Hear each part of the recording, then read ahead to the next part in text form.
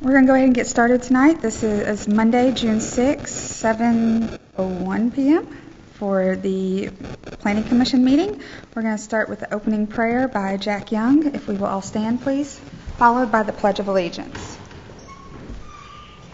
Let's pray. Heavenly Father, thank you for this day. Thank you for the opportunity we have to still live in a country, God, where we can gather like this and debate issues and not be told how they have to be. God, I thank you for the many blessings that you give us. I pray that for each of these men and women here this evening, that you grant us wisdom and that we do the things that are pleasing to you, Lord. And I pray these things in Jesus' name. Amen. Amen.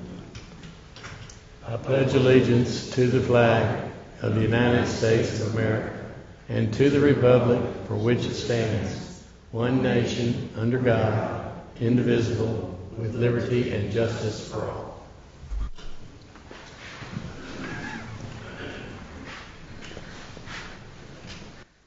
All right, has everyone had an opportunity to review the minutes from April? I haven't moved, we approve. Second. Okay, that was Jack that moved and Jay second. Okay. Melissa, will you call roll, please? Casper Briggs, Yes. Jay Kaufman, Yes. John Conroy, Yes. Paul Kaiser, Yes. Jim Lamb, Yes. Curtis Sigler, Yes. David Hunt, Yes. Jack Young, Yes. Mandy Young. Pass. All right, we'll move on to new business. Union Depot, west side of Highway 70, north of Stage Road. Could we please have Director Taylor come forward? The applicant, Mr. William Sawtell, on behalf of the developer for the Union Depot project, is requesting Planning Commission approval of a master plan for the Union Depot residential mixed-use development project. This project is located at 6896 Highway 70 and is the former location of the Tennessee Baptist Children's Home. The property has split zoning with RS 10 residential single family and OR1 office zoning. In December of 2021, the Board of Mayor and Aldermen approved a special use permit to allow for the residential mixed-use development use on the property. The specific request tonight from the applicant is for the approval of a master plan to subdivide the 73.9 acre property into a total of 622 residential units with 3 commercial lots that will be built in 6 phases. Access to the development will be from Highway 70 by way of 2 entrances and 1 entrance from Kirby Whitton Parkway that will mainly service the single family homes on the northern half of the development. Other features of the development will include 2 stormwater detention ponds, 11 common open space lots, 2 underground regional sewer holding tanks, a 20-foot wide landscape buffer along all the development's bordering lines, a 20-foot wide streetscape along Highway 70, and improvements along Highway 70 to include the addition of a left turn lane, a right turn lane, and a traffic signal. The project will be developed in 6 phases and not necessarily in that order, 1 through 6. It could be 2 or 4 or 5, any of those phases. However, the applicant will return to the Planning Commission for the construction plan approvals and final subdivision and site approvals for each of the phases. Staff has reviewed this application and are in favor of the project with the conditions that are listed in your staff report. Thank you.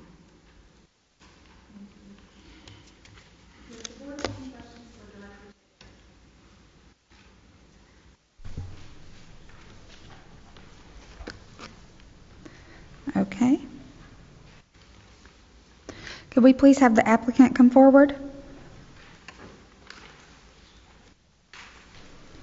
And would you please state your name and address for the record? It's Keith Grant, 177 Crescent Drive, Collierville, Tennessee, 38017. Matt Prince. Go ahead. 117 177 Crescent Drive, Collierville, Tennessee.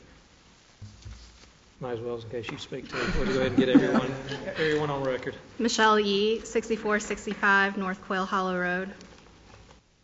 I'll get this over with. Will Saltell, 3460 Ridge Meadow Parkway. Are these both Collierville, Tennessee, too? I'm in Memphis. Memphis. And your zip codes, please? Go ahead. Conditions. 38120. 38105. Thank you.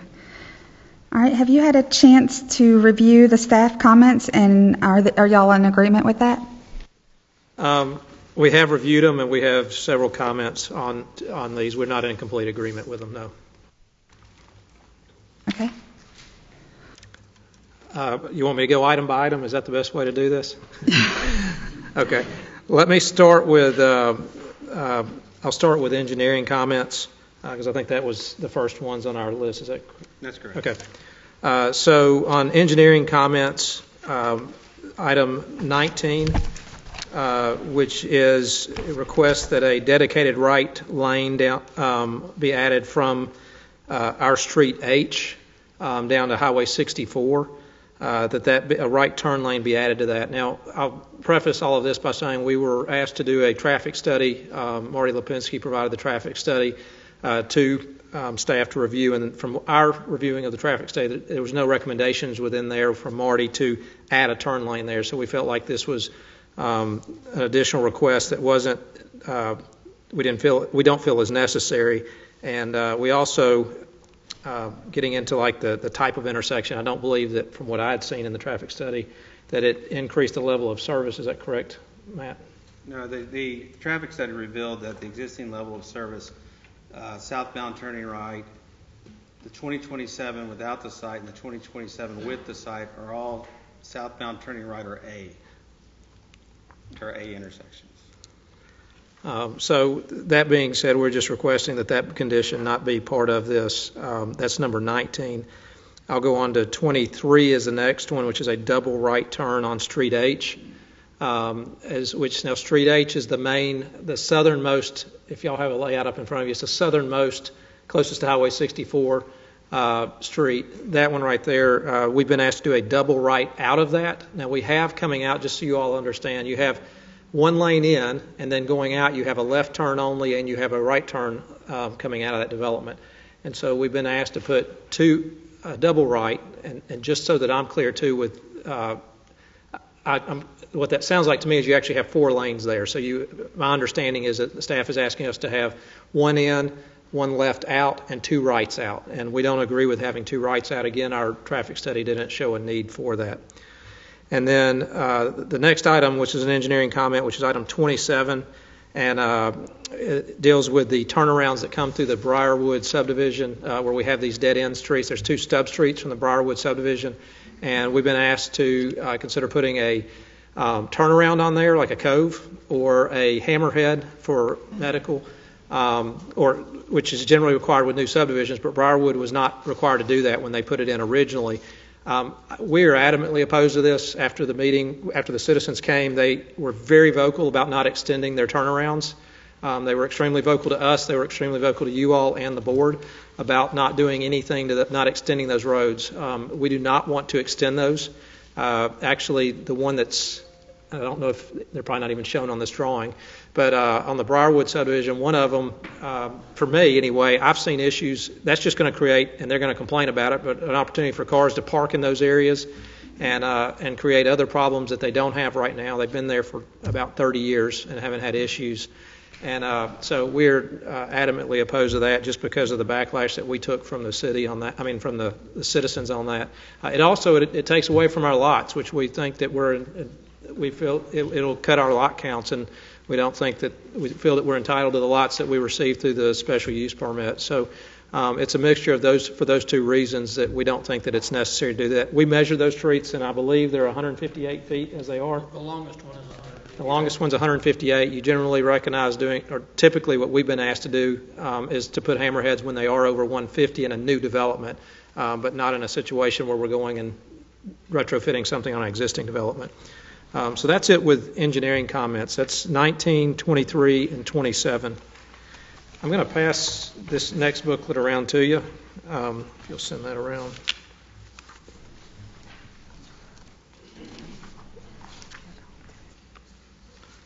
So just help, and I think we have a presentation on this also that we can put up on whoever's controlling the monitors up above. We can discuss that.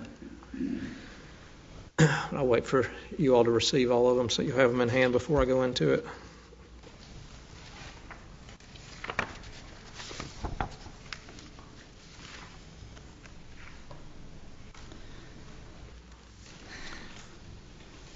Okay, so the first item that I want to address is, this is a comment, it's not a condition, so we still wanted to address it even though it's a comment.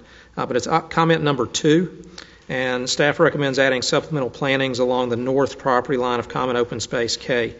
What we provided, so K within the booklet is the northeasternmost portion of the property that we plan not to disturb. This is a common open area that, as you drive by there today, you may even see when heavy rain falls, there's a lot of water that goes through. There's a ditch that's in this area, and it holds a lot of water down there. Well, as you can see in this exhibit that we gave you, we actually, everything that's shaded in yellow here, we don't plan to disturb at all. So if you look through the exhibit that's in your hand, you'll see the natural trees, the big oaks and everything through there. We plan to leave all of that in place.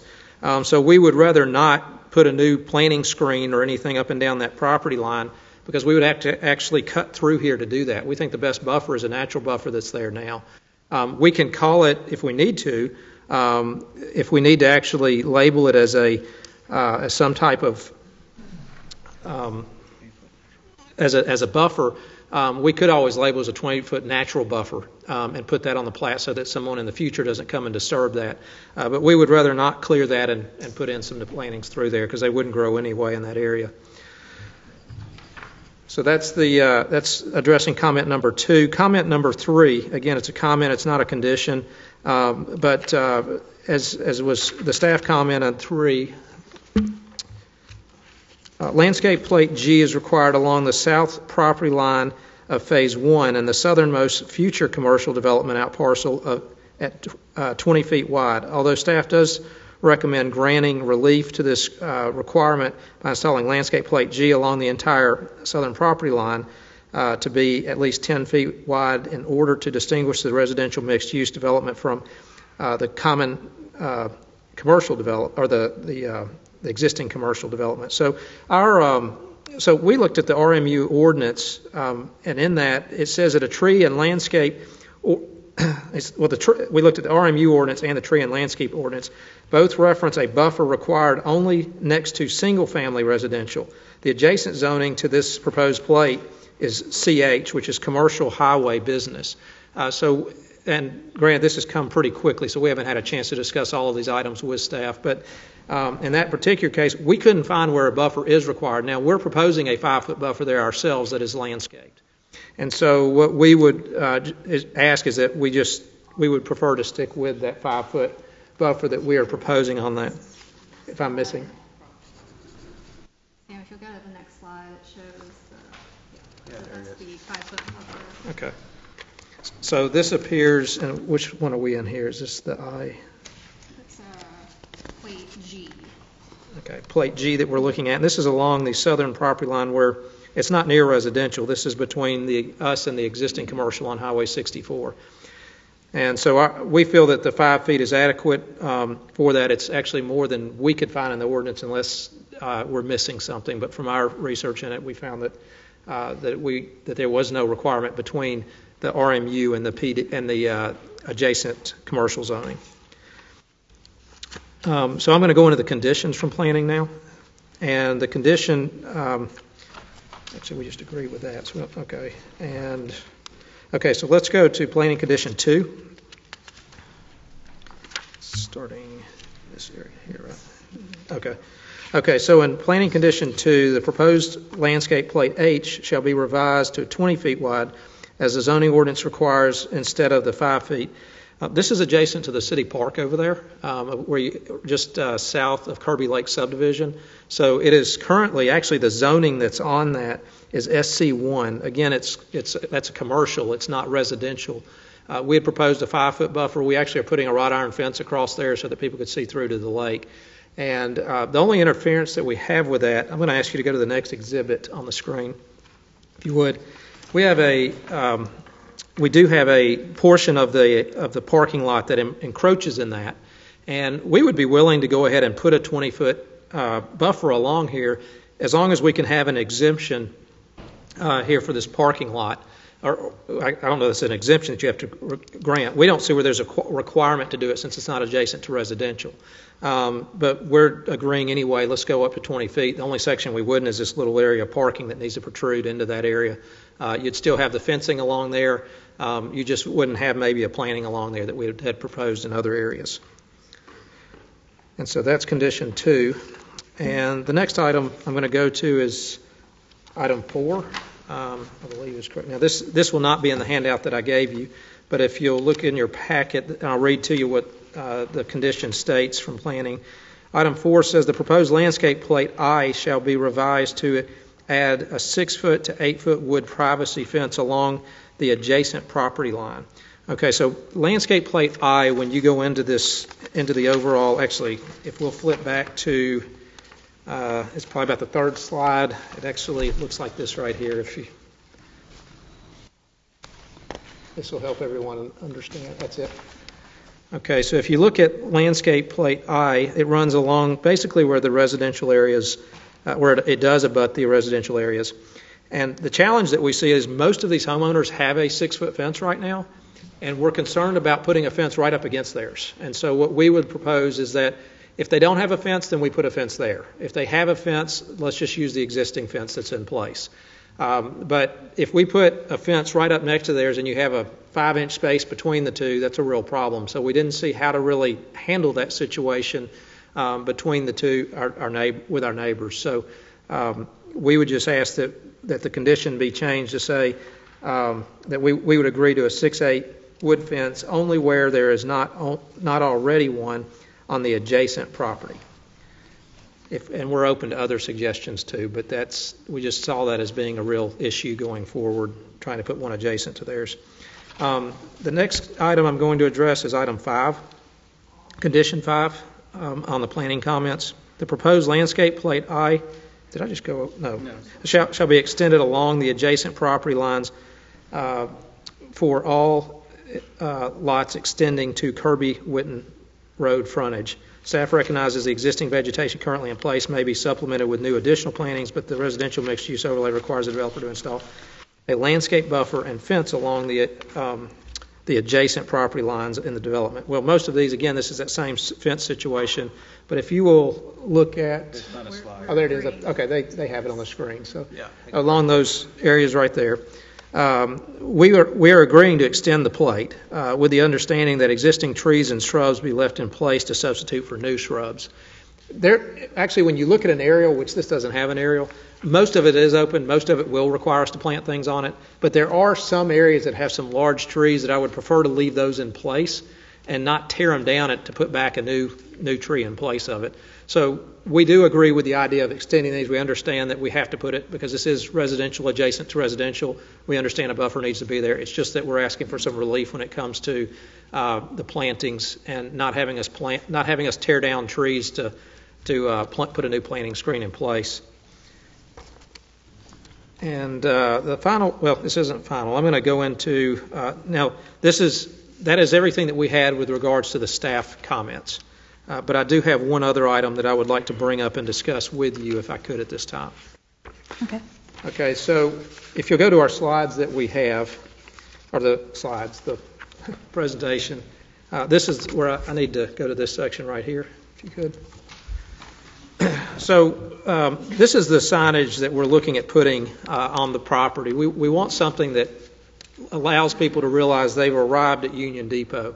And we want a modern look. The buildings, as you all will see later, that come through the DRC and stuff, it's a very flat ridge, similar to what we had provided with our original presentation to the Planning Commission. So we wanted something that marks the entry to the development as you come up. The sign that we're looking at is the one that actually is marked as 15 feet tall. And it has, like one says station lofts. Well, we have lofts within this development that were the names which y'all haven't heard yet. It's going to be station lofts at Union Depot. The other one is going to be where the flats are is going to be called the Westerly at Union Depot. But the one sign that I'm mainly going to direct your attention to is the one that's on the right side of this that says 15 feet tall, because that's what we're planning to use. These were some samples that we had looked at originally that we were trying to figure out when we were designing this what they would look like. So if you'll go to the next slide of the presentation. Actually, go to the last one, actually, and I'll show you.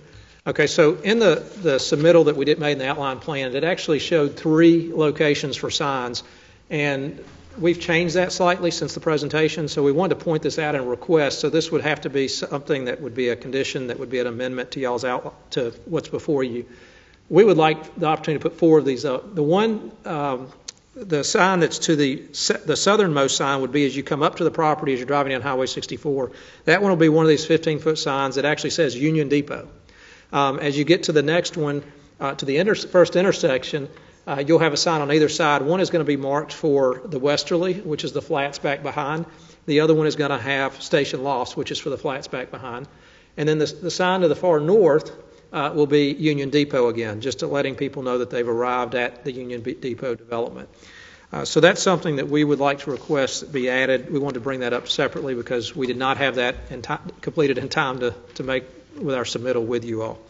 And am I missing anything? I think go ahead. To go along with that, we had language in there because we were not originally anticipating needing 2 signs at the main entrance, one for the flats and one for the lofts. We would also like to request text change in the sign language in the outline plan text from the minimum separation being 200 feet to 75 feet, which still allows a fair bit of separation, but will allow us to use 2 signs at that main entrance. And all of those would have to, we'd have to be considering any site clearance issues that staff may require in situations like that. Okay. Anything else? You might want to add this one engineering comment. On the engineering comment number 14, additional water work will be required in phase 1 to get required flows in the high density portion of the site. This will require the extension to be built on Kirby Whitton. All we're asking is that the developer reserves the right to engage a civil engineer to verify the city of Bartlett's water model.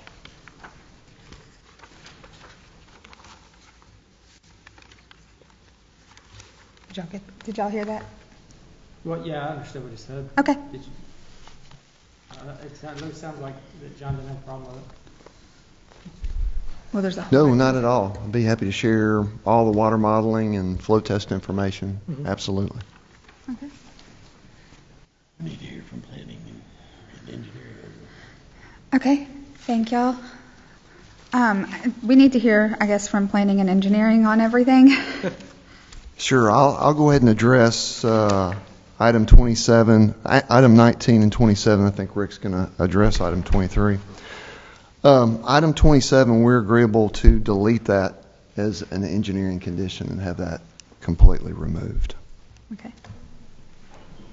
Item 19, the concern that we have regarding adding this as an engineering condition, I don't have a presentation slide, but if you can imagine pulling out of the Tennessee Baptist Children's Home site right now, making a right turn onto Highway 70, as you approach Stage Road, what you see is a left turning lane. You see two through movement lanes while you go to continue down Highway 70, and a right turn lane. And what we've already noticed just visually watching the traffic, as you approach that, what happens is when the traffic signal turns red, you've got those through movements that begin to back up. And as they back up, there is a right turn lane right there next to Magic Wireless. But as those through movements begin to back up, they're already beginning to block motorists from being able to access that right turn lane. And so then you have the traffic that's backing up even further because of that. Because that right turn lane is not deep enough to accommodate traffic, and it's slowing down the through movement in that right lane, if that Not sure if that's making sense or not. And so we're concerned, we're already seeing that. Yeah, that's a good shot right there. Thank you, Sam. So that's already taking place now as queuing is taking place when the signal goes red in those through movements, not allowing motorists to get in the right-hand turn lane. As traffic increases with Union Depot, we're convinced that situation is going to get even worse, and that there's a need for that right turn lane that's along Magic Wireless to be extended across the site just to the traffic signal, where the traffic signal is. Now, we're not requesting that be a part of phase one. We would like to hold that as an engineering condition for the possibility of that right turn lane being placed in at some phase, one of the future phases of the project. We'd rather the signal comes in, and that the signal comes in to where we can assess how traffic is flowing, and then at that time make a later determination as to when that right turn lane does need to be placed in, but not during phase one. John, can I add kind of a question onto what you're stating there? I think it was brought up a little bit earlier, possibly in another condition, that Street H coming out of the development, it was either, I don't know if it was a condition or a comment, be a double right turn lanes onto Highway 70. Is that correct? Did I understand that correctly? One of those lanes would continue on into that right turn lane. Would continue, yeah. Right there at Magic Wire. Because I'm thinking if that is a double right turn lane out of Street H to go south on 70, southwest, you'd almost have to have that additional right-hand lane to accommodate both of those right turn lanes. Otherwise, you got two lanes turning right onto 70, which only has two already. They would line with each other. And it would create essentially almost a non-stop access, essentially, because that. And so, would that be where the new right turn, where the new right-hand lane would begin? Is that the beginning of the? Yes. It is. Okay. I would think it's almost required. I mean, I'm not a traffic engineer or anything, but. Well, if you don't have it, that'd be a tough exit out of there and a tough transition, especially if you plan on going east on 64 there. Now, what I'm saying, the comments that I'm making is not necessarily from the traffic study. It's just from us observing the traffic down Highway 70 as you approach Stage Road when school is in session. It's gotten a lot better with school out now, particularly at 7:30 to 7:45 in the morning. Yeah, Jay, the other question, and I'll try to address item number 23, which is Street H, where you're talking about the double right. But what we were looking for also is that if you had a short section for your right turn lanes, and then on the very far right side, at some point in time, the property on the opposite side is going to develop. And at that particular time, you're going to have the potential for a through movement moving out of this street that's located there over to a similar type roadway and or driveway that would be servicing the commercial properties on the opposite side. So we need to account for that movement as part of this particular design so that you would have, initially it could be set up as almost, like you say, a continuous right turn, but then you would also have the ability for a permissive right turn, so you'd have two right turns occurring where in the future the middle right turn could be transferred to either a through or a right, and you would still have the ability to have that right turn movement continuously all the way along that frontage. So that's why we were requesting for the double right, or at least the construction of that movement into this intersection, so that not only that's going to be there, but the poles for that one would be appropriately spaced out far enough so that you wouldn't have to do a complete rebuilding of the signal if and when a through movement ever had to occur at that intersection. Got a question. Has everybody looked at the same traffic study? I mean, I've never seen a traffic study, so I wouldn't know one if you hit me in the head with it. But engineering says based on the traffic study it requires it. And Mr. Grant, I understand you to say that the traffic study did not. So is it something that's easily interpreted? Or And whoever would like to respond to that's good. I don't know. It seems clearly like one of you says it's required and one of them says it isn't. How does that work?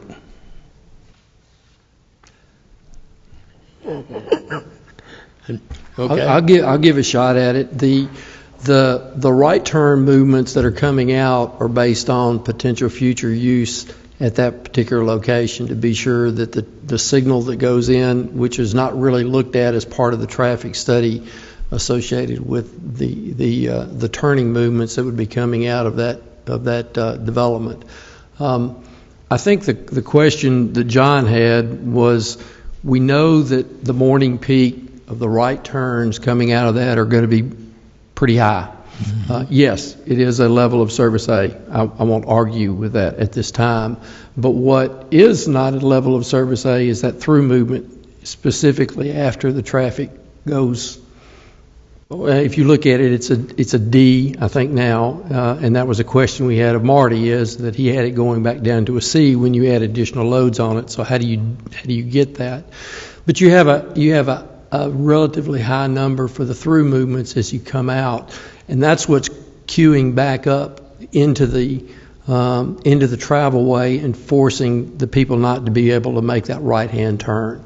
So I agree that the generation out of their site based on the traffic study is a level of service A. However, when you look at what's happening in real life, like John said, that through movement is queuing back and not allowing traffic to be able to move over into the right turn lane and make the right turns down on Highway 64. And there is some capacity there for those right turns. It's just getting them down there to make that turn. And I think that's where the difference between the traffic study, it does show that it's a high movement for that right turn, but it's a little bit of an interpretation and what is existing and happening there now based on the through movements. Yeah, I guess to answer your question, Jack, what I'm seeing in the real world, I'm not necessarily seeing being reflected in the traffic study. Okay. Maybe I'm missing that, and maybe Keith or Will or Matt can help with that, but I'm not seeing that concern being reflected in the traffic study. Okay. That may be something that we need to ask Dr. Lipinski to address. So far, he has said that he does not believe that either the extended right turn lane or the double right turn lane out of Street H are necessary based on his study. One of my concerns with the double right turn is just a fact that a double right turn means that you have to have turn on green only. You cannot have any turn on red. That would be a safety concern. We certainly need to get all of this worked out before we turn the traffic signal engineer loose. But I believe I believe that having a restrictive turn on green only would reduce the level of service coming out of our property also. Okay. Thank you.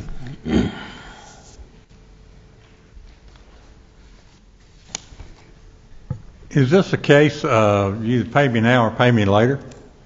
I mean, while all the construction's going on, let's fix it now, or 3 years from now when it's time to develop this new stuff, and we got to add in a right-hand lane. Go ahead. Well, I mean, the study actually takes the future into consideration that we had conducted, and so the impact from our project doing it.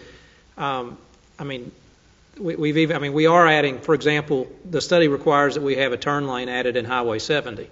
Well, we're having to widen 70 in a lot of areas, I think the whole length of it, pretty much, and to account for that turn lane that's in the middle of it. But that's why we have a traffic study conducted for him to make recommendations on do we need it? Is our development going to create this impact? And we've asked him the question even after the staff comments, and he said it's not necessary to have that. As far as future stuff, that's all we can do is go based on the studies that we've been provided with at this point. So. Thanks. So it sounds like we need to go back and look at the study or talk to the person that did the study, correct? With both of y'all? To figure something out?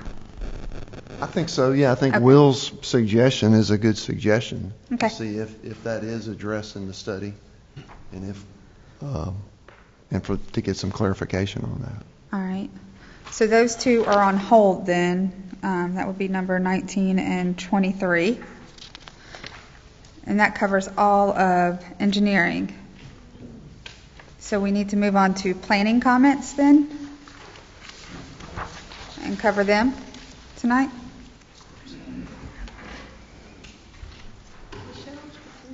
Come up here. Sure. And I'm going to ask Sam to chime in on this portion of it.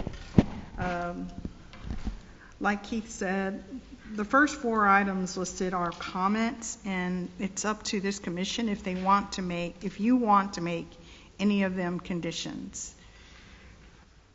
So that's number 2 and number 3 under comments. Is that correct? Is that correct? Yeah, so the planning comment number 2, really I was looking at this area right here, where you can see where this is the edge of the canopy right there, and there's this little gap area right in here. That was specifically what that comment was meant to cover. Yeah, and on our air photos, there's a whole line there. I guess there's maybe some deciduous vegetation along there, which means it looks like nothing's there during certain parts of the year. So we were thinking that maybe some supplemental plantings could go along there to create a better barrier or screen. Quick question, is that where one of those proposed signs is going to be located? Is there associated landscaping that goes with that sign, or is it just the sign itself? We would have landscaping at the base of the sign, and that's another reason why we don't want some kind of big evergreen screen right there, because it would block the purpose of the sign. Does anyone else have to say also, for the purposes of signage, it's not covered by the Planning Commission unless they want to have a sign easement designation for their signage on the plat, and they would put that in, into the plans at that point. All right, so number 2 and 3, does anyone on this board have any issues on number 2 and 3 and eliminating them? And I've pulled up a street view to show the gap in the vegetation right here.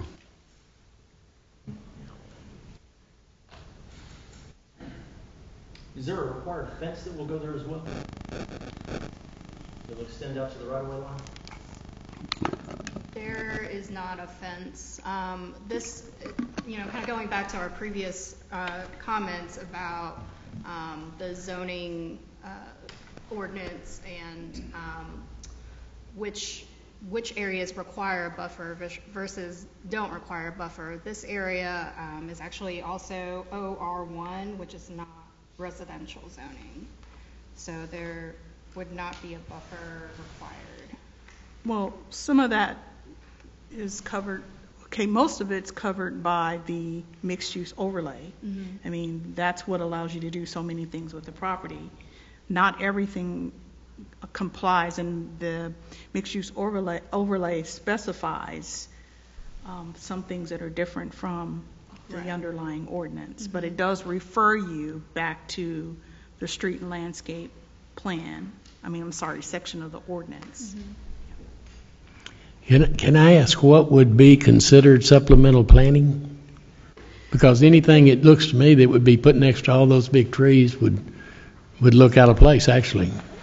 Well, yes, because those trees are already grown and everything. So you're talking about the area from the edge of the trees coming down towards the street, which is what Sam's pointing out, but it would be some sort of evergreen plantings. It could be evergreen trees or shrubs or something like that. Okay.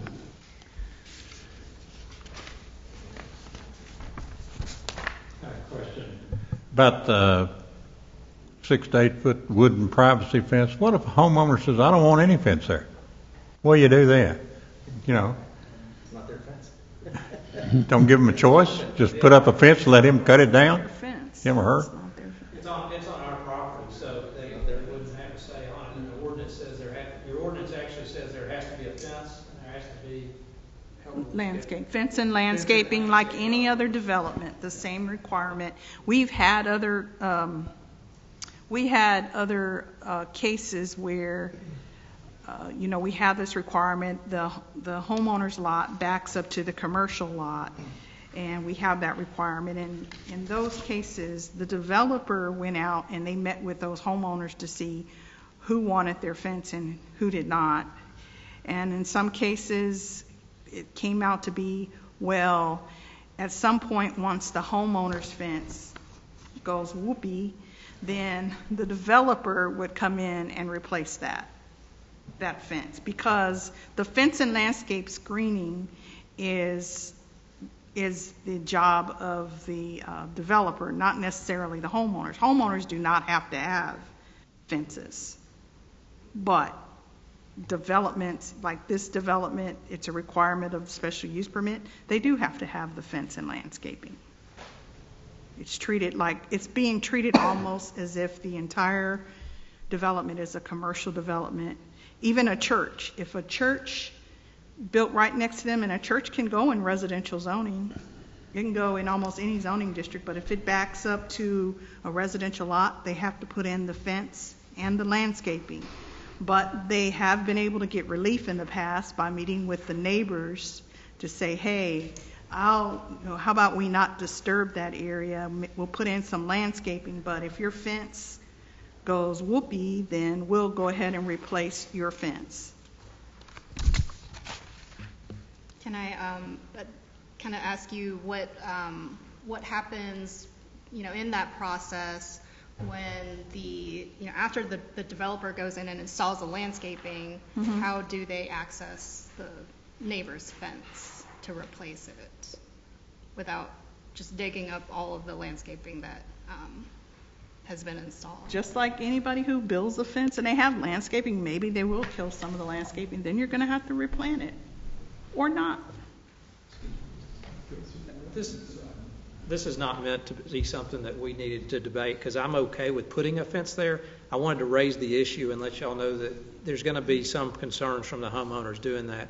As far as putting it there, we recognize it's an ordinance. There's no need in, but if y'all turn around and say, you know what, it makes sense for y'all not to do it. I can't say that we're going to go back 5 years from now and replace somebody's fence. The homeowner association would be running this at that point, and that issue could come up. But I want to point out what could be an obvious problem and concern and with homeowners later on. And you all can tell us to put a fence there and put a new fence all the way across. We'll do it. I'm not gonna argue that case. I mainly just wanted to raise the issue so that you understand a situation that we're dealing with in that predicament. I can put it there. It's not going to be a problem for us to do that, but at the same time, it can create an issue just back to back with another wood fence. Okay, so are we okay on 2 and 3 on this? Well, 2 and 3 are comments. Are we adding them as conditions, or are we leaving them as comments? They're not conditions at this point. I think what Kim's asking is, do we want to add them as conditions? No. Okay, we're good leaving them as is. I'm okay with what they're proposing. Fill in the gaps that need to be filled in and move on. I mean, don't spend extra money if you don't need to. I mean, that's not much of an expense, the fence, in the big picture. Comment 2 and 3 don't address that. Right. It's not one of the comments, Jim. It's the natural buffer and the 5-foot buffer. Okay. Yeah, you're good with that too? Yeah. Okay, perfect. All right, and now under planning conditions.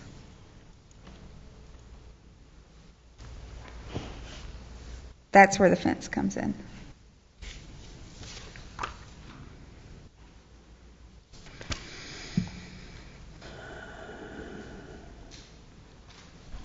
What does planning say about 2 and 4? Conditions 2 and 4, is that something we can waive, or is that something that should not be waived? What is your thoughts on that? H up there, the area that H will serve. Yeah, let me paint over this way. All right, so here we have H right here, and it backs the lofts to the pond area that's owned by the city. The biggest issue I saw there was it had an option for a black vinyl chain link fence. We just wanted to strike that and have it be a wrought iron fence. And we're in agreement of that. Okay. And then right here, and I believe you've addressed that here. Let me pan over. Whoops, went too far.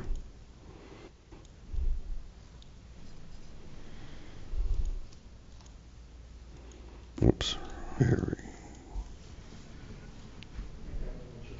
we go. That one, that page. Here we go.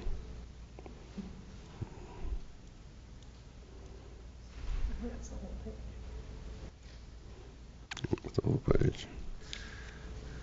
Here we go. So you were going to extend plate G right here between your commercial out parcel and the Magic Wireless site right here, right? Yes, if we can keep it the same 5 feet. Okay. And that was also with the wood privacy fence, right? It has a 6 to 8 foot wood privacy, wrought iron may be used along internal lines.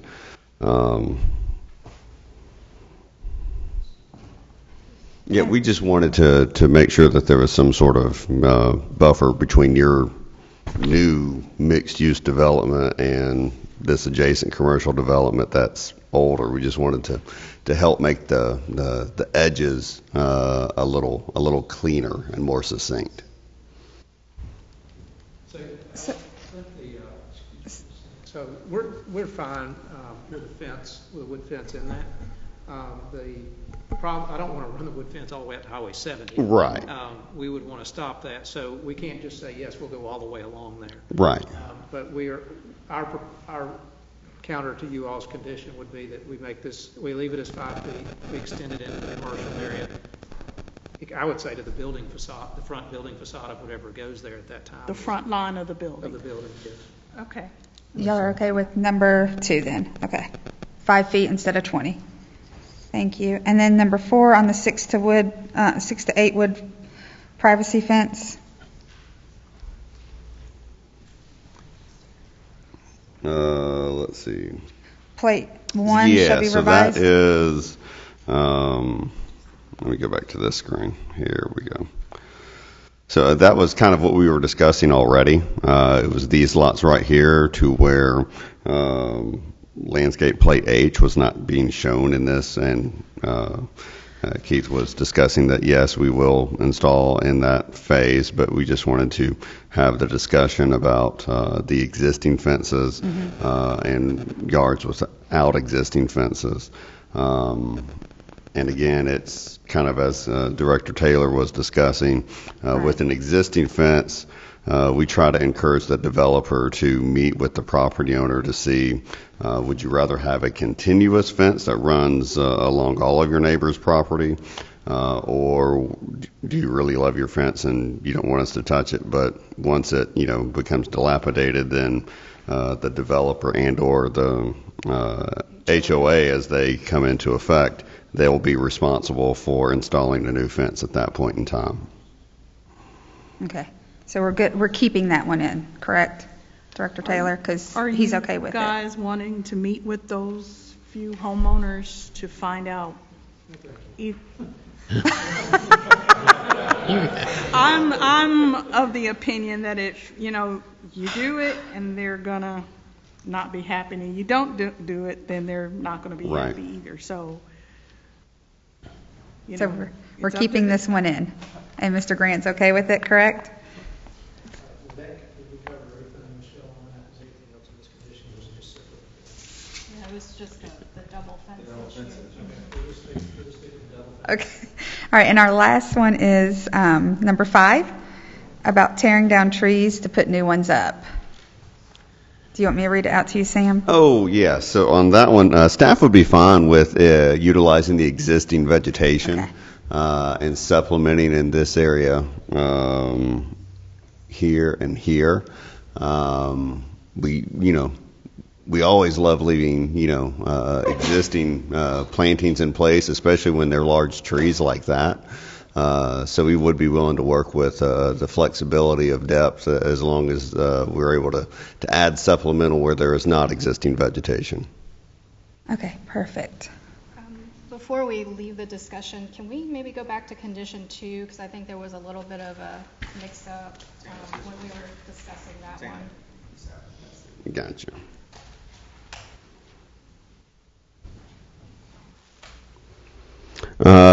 So the depth there, so that was going to be a 5-foot depth. But you're going to make that 20 feet with the exception of this encroachment right here, right?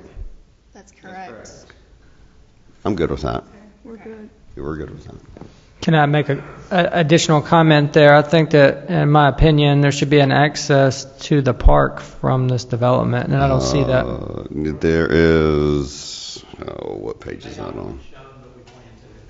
It'll come forward in the multifamily site plan for that review. Yeah, it's on the plans. Here we go. L1.0. It's in the single family area. It's a connection. Yeah, there's your connection right there.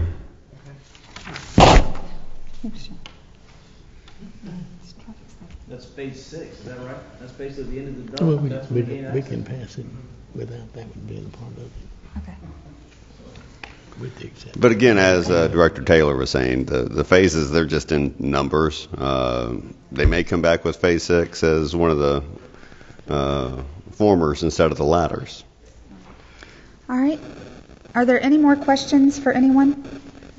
Director Taylor or... Yes. The double fence issue, and this is really off the wall, forgive me. Is there any responsibility for maintenance when you have trees that start growing up between those two fences? It'll happen. I know where you're coming from on why. I've dealt with it, and somebody's going to get scrappy over it. I would agree with that. I actually had a tree that we accidentally took down on someone's property line at one time, and you cannot do that. You can't take a tree down that's on 50% on one person and on the other. Yeah. Part of the reason that the original submittal didn't have a fence in there. We just missed that the ordinance required a fence there, but we covered it in evergreens. So that's why we intentionally did this evergreen border around the whole property. And we were just thinking, by the time those evergreens are grown, I mean, really within 3 or 4 years, those things grow together. Yes. That all the rest of it would be washed out anyway. But that was our intent, was not to put a fence up, to put evergreens, a natural border there instead. But the ordinance requires the fence, so I understand staff's perspective on that too. So, again, it's kind of a dumb question, but I've seen it, and the volunteer trees are going to go there. Trust me, it's going to happen. And I don't know which side of the debate it even comes on when I even ask the question. Like I said in the past, how this has been handled. Yeah. In the past, the developer meets with the neighbors and then they decide how they want to go with that. Okay. Yes. Or this commission can decide that for that one section that you're not going to require it, just the landscaping.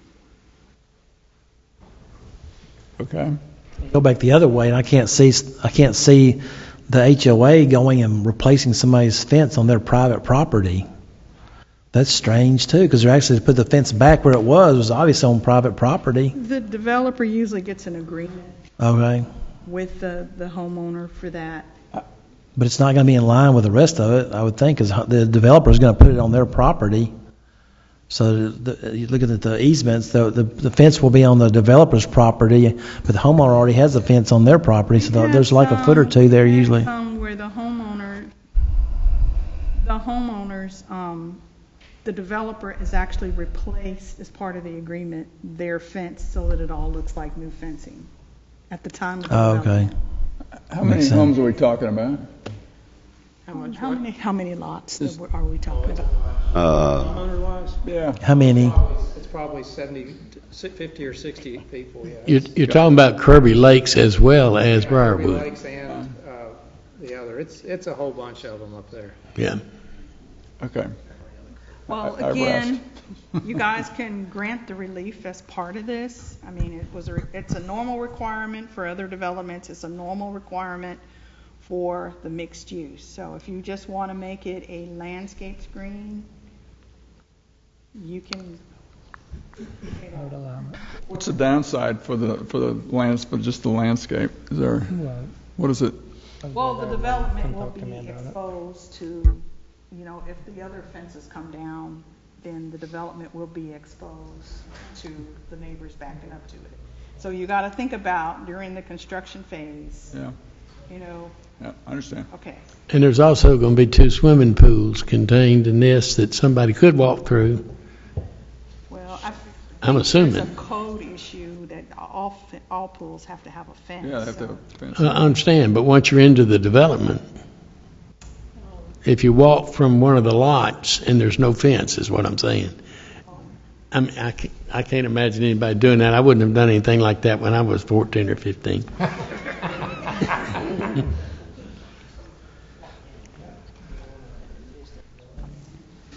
But I'm okay with waiving the fence if that's what everybody wants to do. I'm inclined, just play devil's advocate, I'm inclined to think that the fence, long fence, it'd be better in the long run because it's different fences, different woods, different construction, different heights. I just think long term it's going to be a lot prettier and better to have one big long fence that the homeowners association pays for and maintains. That's just my thoughts. I was just sharing with staff here that that when I did the presentations for the original PD, we had a lot of detail in the booklet that we presented, very much the same detail that you all have today. And what we presented to them did not have a fence. Actually, when I did the presentation with them with the public meeting offsite from here that we have to do with the neighborhoods, they asked me questions about it, and I said, we're putting up a landscape screen across here. At no time did we show them anything that had a fence in there because I didn't realize that was part of your ordinances at the time. So I just want to pass that on to you. That was also within the booklet that came to the Planning Commission and the Board of Mayor and Aldermen for the original submittal. That for the special use permit, it had those plates in it without the fence. So that has been presented to you all, and it has been presented to the neighbors in the original booklet, just if you want to opt out of the fence. So I would like to point out up here along Kirby Whitton, this is the plantings that are proposed up here, and they're proposing this as a non-disturb area. As it is right now, this non-disturb area, you can see there is not much in the way of vegetation right here. So if we were to waive that vegetation right here, then that would be left kind of open without a border right in that section. So we're not asking to waive that. Okay. We will extend the shrubs all the way up that area you're looking at. So you'll have a better detailed landscape plan with the DRC application. Yes, that's correct. So you will have more plantings there. Yes. Based on the comment that y'all provided, we're adding those to that. So we agree with the condition that buffer extends around there. What we're just asking is give us clarification on the fencing. A quick question for the applicant there. Along the majority of these houses where the fence and landscape plate is proposed, if I'm looking at it right, is about a 20-foot buffer in there? Is that about right? Yes, the PD requires, actually, is it 30 or 20? It's 30. Regardless, I'm really not pinpointing on the number. What is the plan for that designated area? Is that the future walking path? We do have a walking path. What part is it? We have a walking path on the kind of northern side. There's not a Right walking there. path on the other side. Okay, so for the length of that, I don't know how many lots that is, roughly 15, 20 maybe. They're designated to be a walking path. And then, so you got a property line, you got a walking path, and then you got another property line from the new lots that are coming in with your development.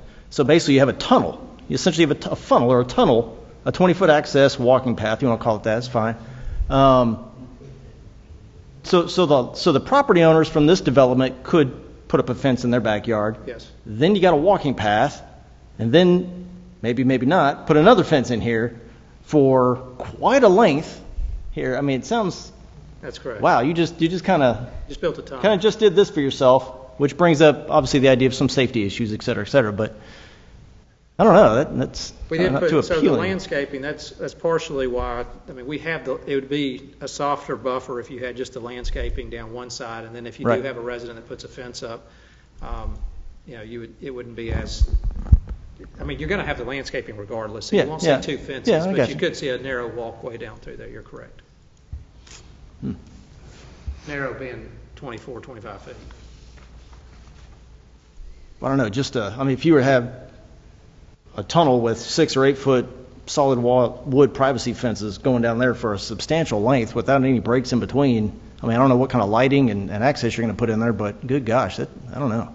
That just sounds to me like a place that's going to get overgrown and a good place for those 14-year-old kids to be hanging out you talking about. So. Sometimes in our covenants, we actually go in areas like that and put a wrought iron requirement in there. Yep, that'd be a good idea. So that's That would help. It's something we hadn't got to our covenants yet to draft those. Yep. That's things we'll be considering. Yep. That raises up some good points then. So there would be that much space. I thought you were talking about putting the fence up there. It would be just right adjacent to the neighbor's fence. Well, it will be. So the fence follows the boundary of our development, which is their property line.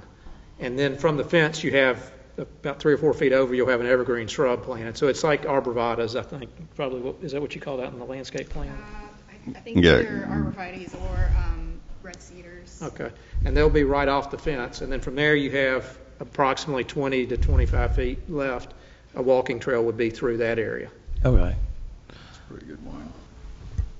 I got to tell you, I'm getting more inclined to say, just as a suggestion here, that if where the project borders an existing residential property, which obviously they're substantial, that putting up a brand new fence all the way down that way, the double fence, so to speak, just doesn't sound like a good idea. The landscaping, the heavy, thick landscaping, the evergreen that was mentioned earlier, definitely all in favor of that. But golly, just up against the residential properties to double fence it like that. Boy, you're killing some sight lines, which, I know privacy was a big issue, but the landscaping will handle that. I don't know. I'm more inclined. Is that an option, Kim, for consideration against the residential properties? I don't have offhand what plates those are, but. But what's that going to stop anyone else from, when they buy it, put up their own fence? Nothing. Yeah. Nothing stops those existing residential from putting up their own fence. Nothing stops that. There's an addendum that's not shown. Yeah. I want one too. I want to point out one thing. If you go back to what was just up there a I've second had the ago, double fence thing. It's not there's an fun. addendum. There's an addendum that's been submitted, just so that no one's confused looking at this. This shows the landscaping adjacent to our new lots. The landscaping is supposed to be on the other side of the walking trail. There's an addendum that is in you all's packet that actually has that flip. So if you're looking at this as a reference, it's not exactly what I described to you, and that's the reason why. This was an earlier submittal, and we found an error in it and just wanted to correct it. Yeah. Keith, I do have one question. This is Rick in Engineering. Just so that I understand, what is the walking trail going to be made out of? We've had issues with some of them before, being gravel and things like that, and I'm just curious as to is it ADA accessible? Is it just trying to find out what it is? So that's a pet peeve of ours, because I've seen gravel, I've seen asphalt, I've seen concrete, and the only one I can make last without maintenance is concrete. It costs more, but I do it. And so ours would be concrete. As far as accessible, it's a common open area of an HOA, which does not require accessibility. We try to do it anyway, but sometimes you get into areas you just can't do it. It's physically I understand. And the main issue I had was what is the surface that was going to be on there, and what it would be used for. No, it's concrete. The other things are a nightmare. Thank you. I'm sorry, this is the same in planning. The supplemental or the landscape buffer that's shown here, so this will be added to these lots up here? That's what I was after, yeah. Yes, okay, cool, okay. That's what I was worried about, just because with what we have here, it was undisturbed area to remain naturalized. And if we left it as is, then it was showing up as that. And so if we were waiving the fence, then there was, going to be no buffer whatsoever. But if we're adding the buffer from down here and then incorporating it, along these areas that were shown to be, that remain natural, then that could act as a good buffer. Yes, yeah, that's correct. I mean, our intention is to run it there, and even one step further north of Kirby Lakes also, where there's not trees. Okay. Well, I'm going to make a recommendation for that we no longer require a fence as long as we get the buffering with the landscaping that's required and go from there. But otherwise, we'll be here the rest of the evening, I'm afraid. Yep. So that's my proposal for, I guess it's condition 5, or wherever the fencing is. Proposal 2? 4? 4, I'm sorry. I want the fence in. Yeah, it's 4. It's number 4. Yeah.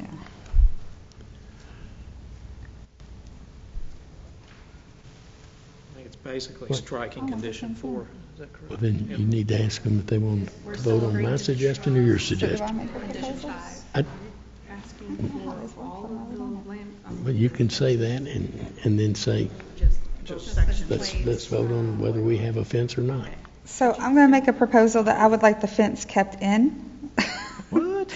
Hold on a second. So I would just going to clarify what staff had asked, is she said, is Kim had just asked that we clarify that that's for plate I. It's condition 4 on the staff comments, but that the fence would only be removed in the situation of plate I around the residential areas, but that yet the landscaping would still be required. Is that correct? Are you putting fences in and you're keeping the fences in? You would still have the fences on the other plates that are located down by Kirby Lakes, which is wrought iron, and on the southern border, which I think is plate H, maybe? Sam, can we get that graphic? And just run the mouse down the lines that we're talking, so everybody understands where we're talking. Mm-hmm. For plate I. Let me see this. Okay. We're talking about whatever backs up to residential. Yeah, I just want to make sure that's what we're talking. And we would not do any other changes. This would The still pink. remain wrought iron, and that would still remain wood. Okay. There we go.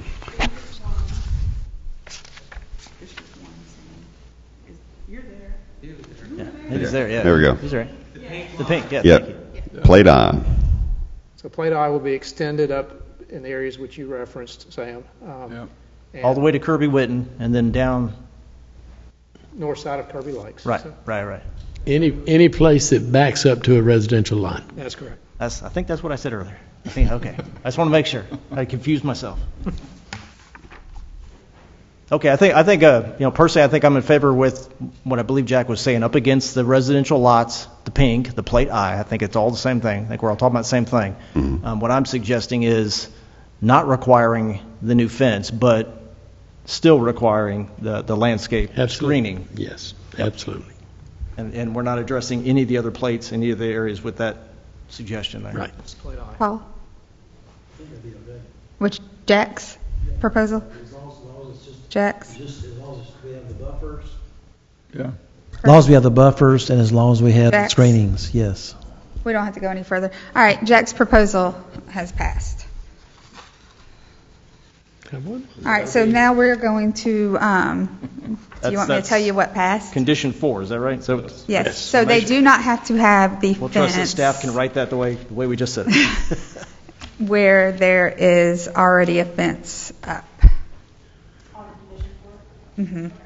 But now we are going to, does anyone have any other questions for anyone before we move?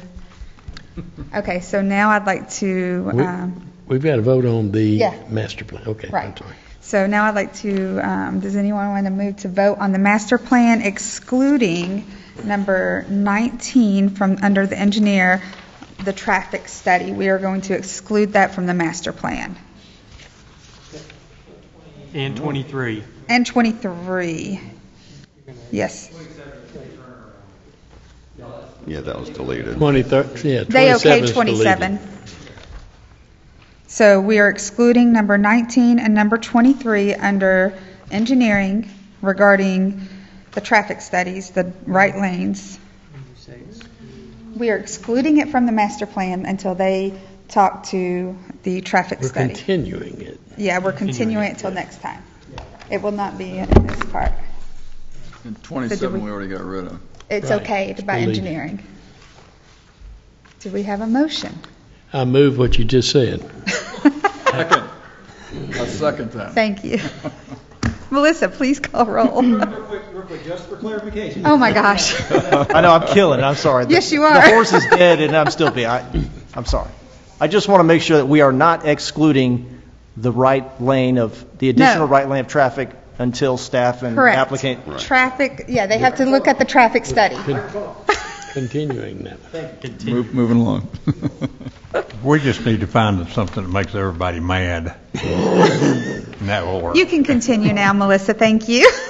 And so I wanted to clarify too for my notes. Planning condition number 4, we're not doing the double fence, just the landscape. Right. Where there's already a Where fence there's on already the a fence. residential, correct. Okay, just wanted to speak that into the record. Yes, thank All right. you. I'm going to call roll now. Casper Briggs, Yes. Jay Kaufman, Yes. John Conroy, Yes. Paul Kaiser, Yes. Jim Lamb, Yes. Curtis Sigler, Yes. David Hunt, Yes. Jack Young, Yes. Mandy Young. Yes. Thank you. Congratulations, the motion has carried. I do have a question for a point of clarification of the signage. Was that part of that motion, the part that we had introduced? Signage is only approved by the Design Review Commission. Now, with your final plans for each phase, you can designate a sign easement where a signage would be located, but the overall design of the signage is only approved by the Design Review Commission. Okay, so any of those issues I brought up related to signage, we just bring it to there. Right. Thank y'all. All right, next we have the construction plan, the Village at Deer Run, Phase 2, east side of Kirby Whitton Drive. If Director Taylor will come forward, please. The applicant, David Bray, on behalf of the developer, is requesting Planning Commission approval of construction plans for the Village at Deer Run Subdivision Phase 2. The property is located north of the Windsong Subdivision and east of Kirby Whitton Road, west of Jessica Drive, and it is within the RS-15 single-family residential zoning district. In July of 2018, the Planning Commission approved the master plan for the Village at Deer Run Phase 2 for the development of 17 units on 12.31 acres of land. The lot sizes range from 15,000 square feet to 24,000 square feet.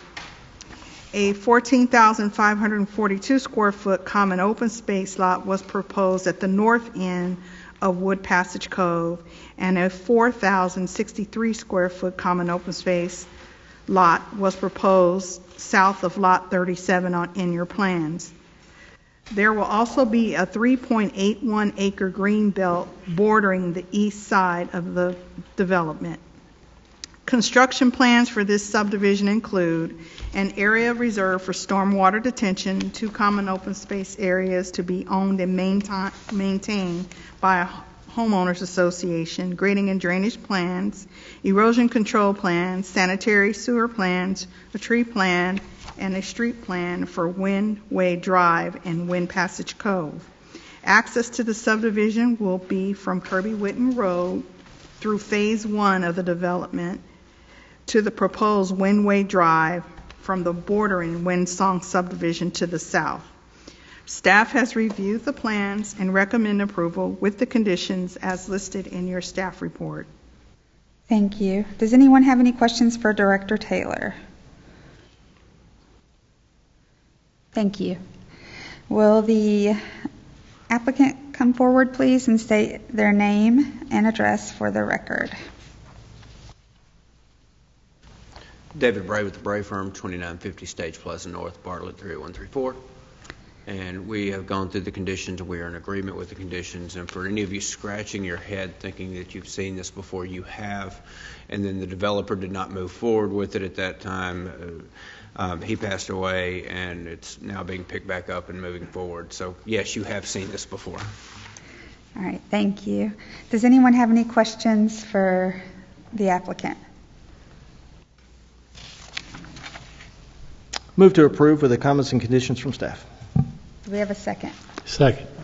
So Jay approved, Jack second. Melissa, will you please call roll? Casper Briggs, Yes. Jay Kaufman, Yes. John Conroy, Yes. Paul Kaiser, Yes. Jim Lamb, Yes. Curtis Sigler, Yes. David Hunt, Yes. Jack Young, Yes. Mandy Young. Yes. Thank you. It has been approved. All right. Next, we have final plan for the Village at Deer Run, Phase 2, east side of Kirby Whitton at Jessica Drive. Thank you. Again, in conjunction with the former requests for construction plan approval, Mr. David Bray here with the Bray Davis firm is here to request Planning Commission approval of a final plan for the Village at Deer Run Subdivision Phase 2. Again, the subject property is located north of the Winsong Subdivision on the east side of Kirby Whitton Road, west of Jessica Drive, within the RS-15 residential zoning district. The specific request by the applicant is for the approval of a final plan for 17 residential lots on 12.31 acres of land. The lot sizes will range in size from 15,000 to 24,000 square feet, and again, a 14,542 square foot common open space lot is proposed at the north end of Wood Passage Cove, and a 4,063 square foot common open space lot will be located to the south of Lot 37. There will also be a 3.81 acre green belt bordering the east of this project. In the entire subdivision, when it's developed, will have 60 lots and will be built in 3 phases.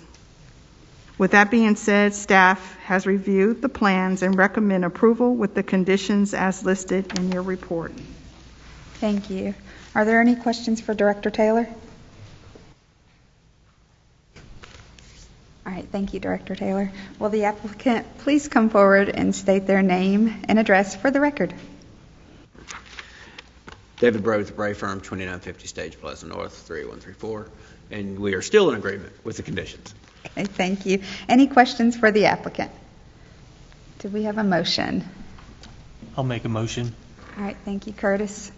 Do we have a second? Jay, second. Melissa, will you please call roll? Casper Briggs, Yes. Jay Kaufman, Yes. John Conroy, Yes. Paul Kaiser, Yes. Jim Lamb, Yes. Curtis Sigler, Yes. David Hunt, Yes. Jack Young, Yes. Mandy Young. Yes. And it has been approved. Thank you. All right. We have final plan Elmore Kenwood Subdivision, 6016 Elmore Road. Again, the applicant, Mr. David Bray with the Bray Firm, is requesting Planning Commission approval of a final subdivision plan for the Elmore Kenwood subdivision. The property is located at 6016 Elmore Road within the RS-18 single-family zoning district. Currently, the property is 3.9 acres in size, and it is not a legal lot of record. The home on the lot was built in 1943, and it has 3 existing accessory structures. The specific request by the applicant tonight is to subdivide the property into 2 residential lots, Lot 1 being 1.9 acres and Lot 2 being 1.72 acres. Lot 1 will use the existing access on Kenwood Lane, while Lot 2 will use an access or create an access from Elmore Road. No detention basin is required for this subdivision. Staff has reviewed the plans and recommend approval with the conditions as listed in your report. Thank you. Does anyone have any questions for Director Taylor? All right, thank you, Director. Will the applicant please come forward and state their name and address for the record? Yes, ma'am. David Bray with the Bray Firm, 2950 Stage Plaza North. This time I do want to talk about some conditions, but I promise I will try not to be as long-winded as my friend, Mr. Grant. So if I can pass these pictures out to the board. I think there's enough time. So there's 3 conditions that we want to talk about. One is the planning comment. The applicant has submitted a letter requesting waiver of improvements. I think that's a holdover from when this was submitted back several months ago. You guys saw it, and we had it as a 4-lot subdivision, and there was a requirement to make improvements to both roads, curb and gutter and sidewalk. I don't believe at this time there's any request for improvements to the right-of-way, unless I'm mistaken there. Is that correct, Rick? With the two-lot minor, it is a requirement just to submit a letter, Okay. just basically stating that this is a two-lot minor subdivision, and we are requesting a deferral from the improvements. Okay. So I thought that was automatic on the 2-lot, that the request was a part of it. But okay. The two conditions we want to talk about, and the picture. These are the pictures. So for some reason, under engineering comments, it's number 38, and we're in agreement with 1 through 34 that don't appear to be listed. So 38 about the 36-inch oak in future Elmore Park right-of-way, and then planning condition comment 1, applicant shall remove trees in the right-of-way on Elmore Park. So the pictures that I just passed out to you, in the first picture, the one that shows the white car sitting at the intersection, that car is southbound on Kenwood, ready to turn either right or left onto Elmore Park. Everybody see that picture? It's not on the screen. It's this one that I passed out to you. Okay. So the tree in question is actually barely shown on that on the extreme left. That's the 36-inch oak that's in the engineering conditions.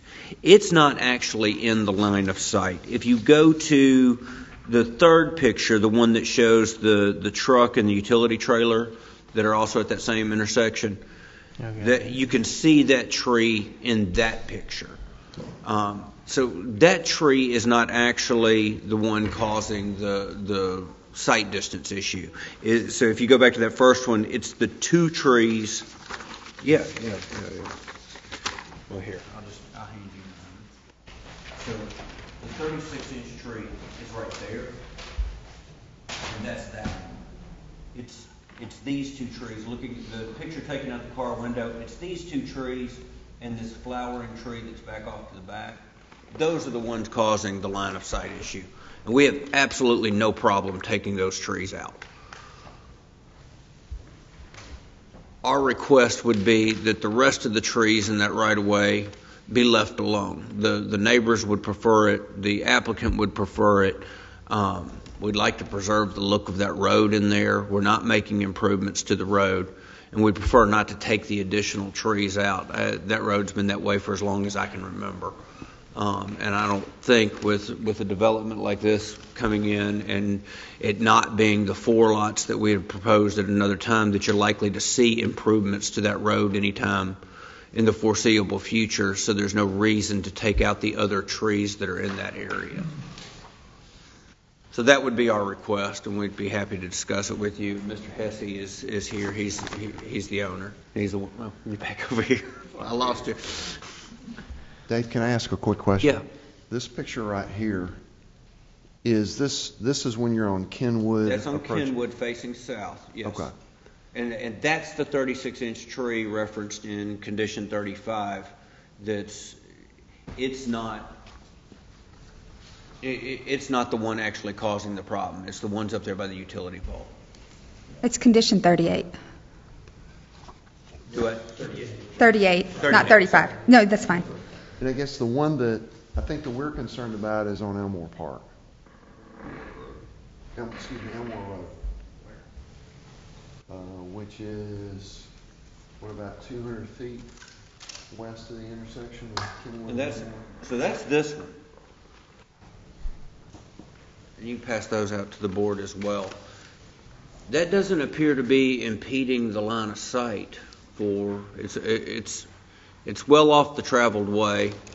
It's 200 feet up, so I don't think it's impacting your sight visibility. You can see the sight visibility through the picture with the car window that's taken out of the car window.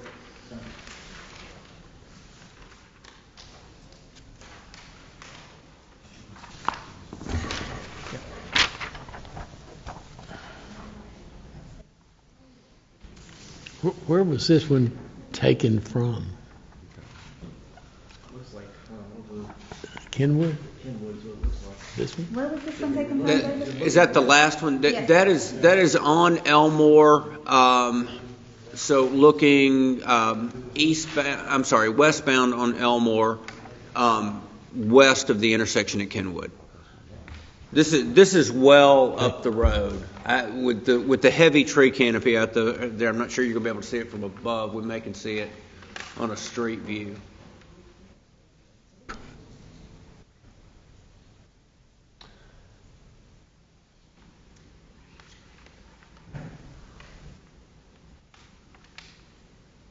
That's cool. So that's looking down Kenwood. So yeah, that tree, the tree in question, move your cursor up. No, go to, yeah, the tree in question is up there.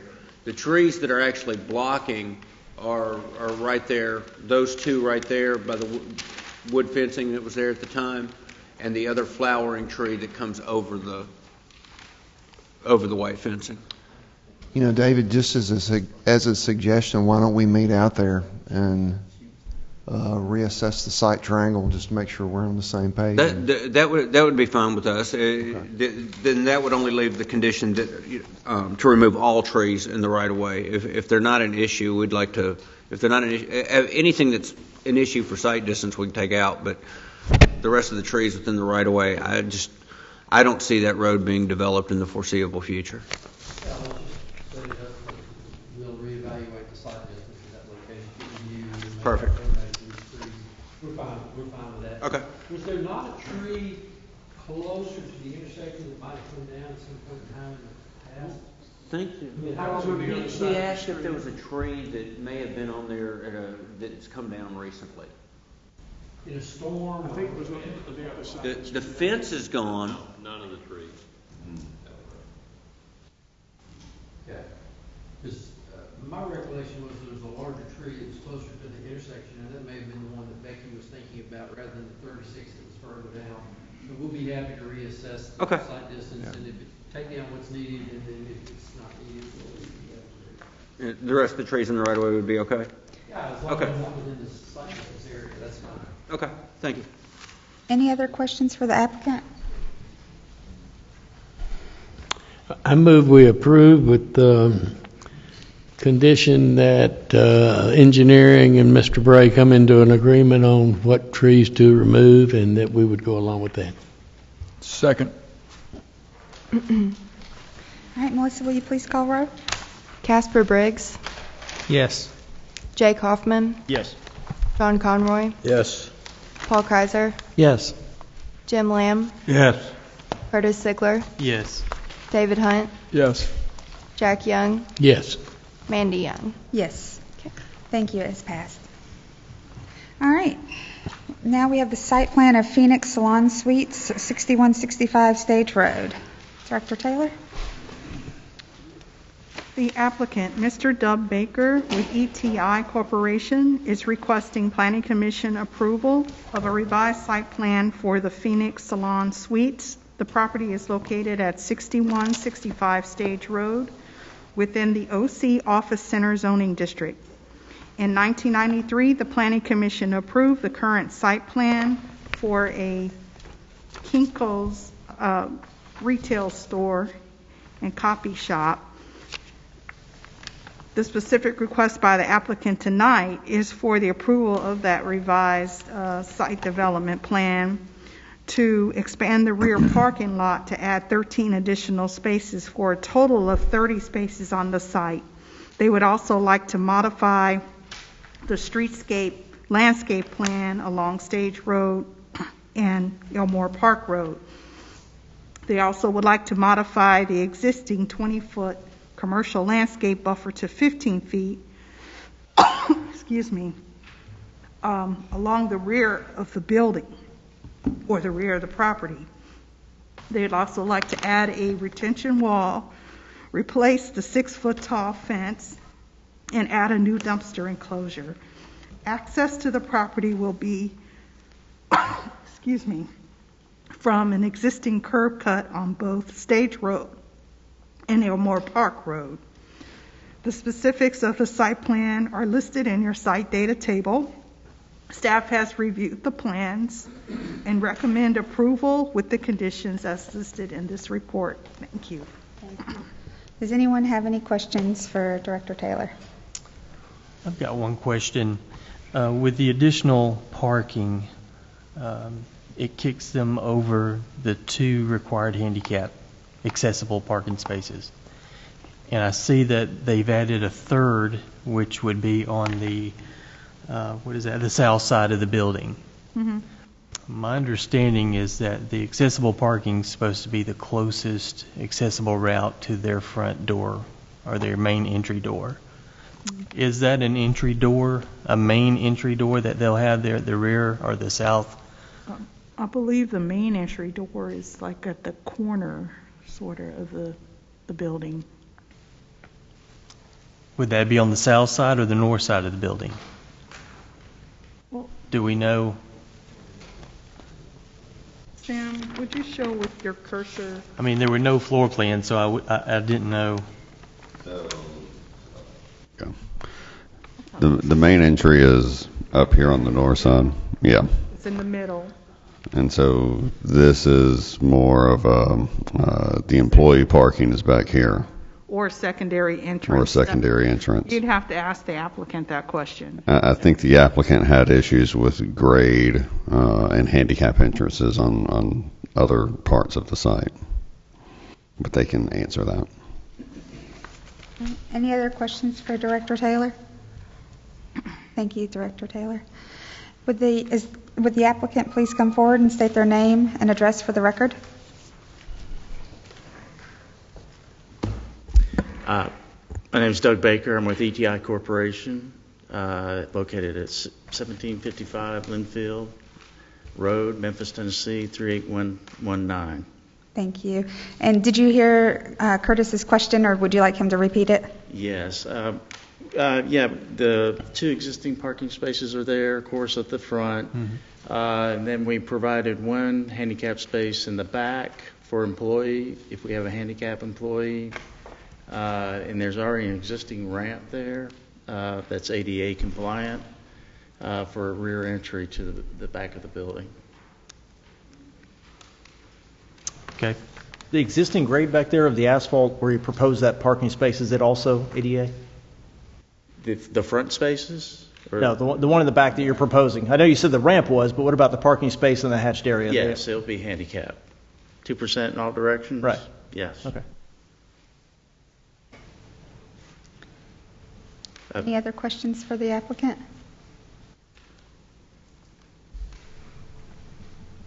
There are no other questions or comments. I move we approve with recommendations from staff. Second. All right, Melissa, could you please call roll?